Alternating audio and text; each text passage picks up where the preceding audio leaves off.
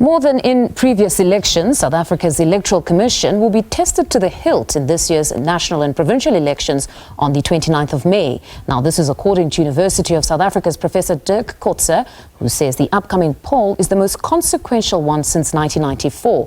Professor Kotze joins us this evening to unpack the work of the IEC in the past 30 years, as well as the mammoth task of running the upcoming elections. Professor, good afternoon and thank you very much for your time. So you wrote a very interesting piece on the role of the IEC, which is quite fitting, I must say. We're marking 30 years of our democracy, a very vibrant democracy that has allowed independent candidates to participate for the first time this year, a democracy that has seen 31 new parties join the race, a democracy that permits political parties to challenge the IEC and hold it before the courts in the middle of its elections timetable to settle particular legal matters. Talk to us firstly about the IEC's role in consolidating electoral democracy. Well, the IEC, as its name indicates, is one of the key institutions that must manage the elections. We all know, I think many people will regard elections as almost one of the key elements of any democracy anywhere in the world. So if an election is managed successfully, if the outcome is acceptable to everyone, if it is regarded as a free and fair election, then many will say, well, it promotes and it consolidates the democracy of that country. Mm-hmm. A country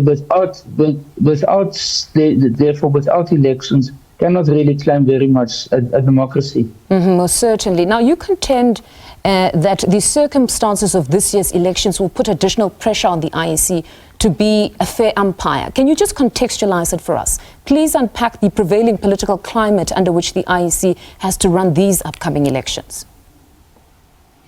Yes, the climate on the one hand is one where there's much more contention that's taking place. There's the highest number of political parties that will participate. For example, at the national level, it will be 55. It's the biggest number ever in the 30 years. At the same time, it is also a situation where we don't know who's going to be the winner of this election. In the past, it was always quite clear that the ANC will win the election. It was a question by what will be the margin of its victory. Now we are, well, actually since 2016, we started to see quite significant changes, first at local government level.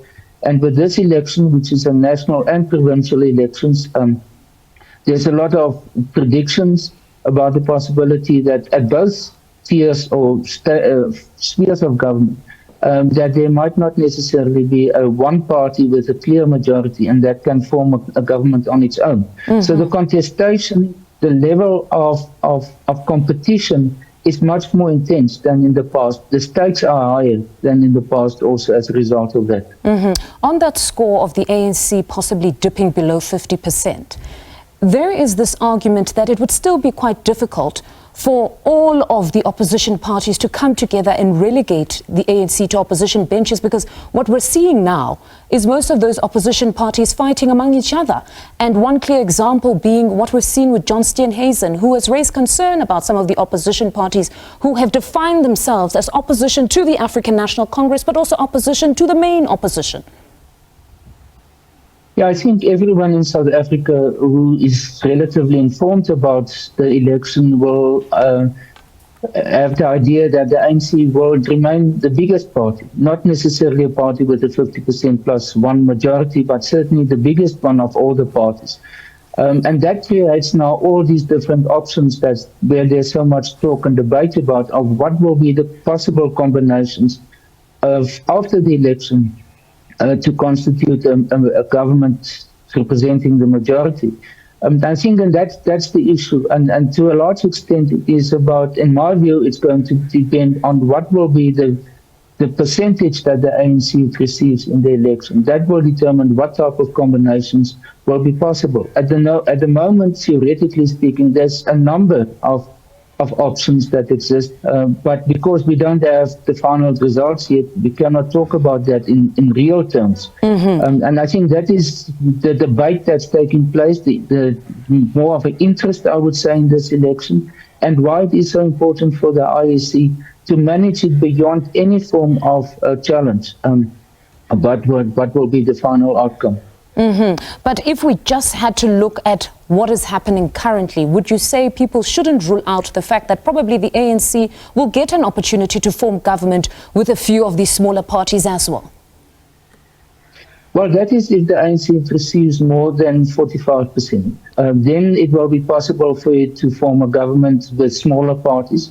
If it receives between 40 and 45%, that is the most tricky situation, because then the small parties won't be enough for the ANC. Then it will have to cooperate with bigger parties.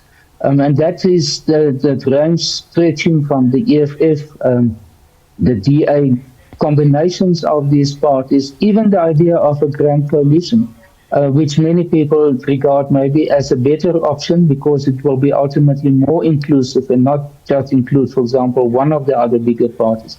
So these are the options we are debating at this stage. What will be ultimately, without knowing the final result, what will be some of the best combinations? Now, the IEC, as you say in your article, has cultivated an institutional, if you will. It's also institutional independence that is envied by many other election commissions. But it seems the latest legal action with MK Party, where the IEC seeks clarity on their powers insofar as it relates to Section 47(1)(e), has forced the IEC to even clarify to the public that their constitutional court challenge is not about a specific political party, but getting clarity on their powers as a body. What do you make of just that action by the IEC to feel it important to clarify their intentions in this particular climate? It's very normal. I think we are forgetting about all the court cases that happened in the past. At each election, since maybe not 1994, but since 1999, there were court cases. That's why the Electoral Court exists at the level of a High Court.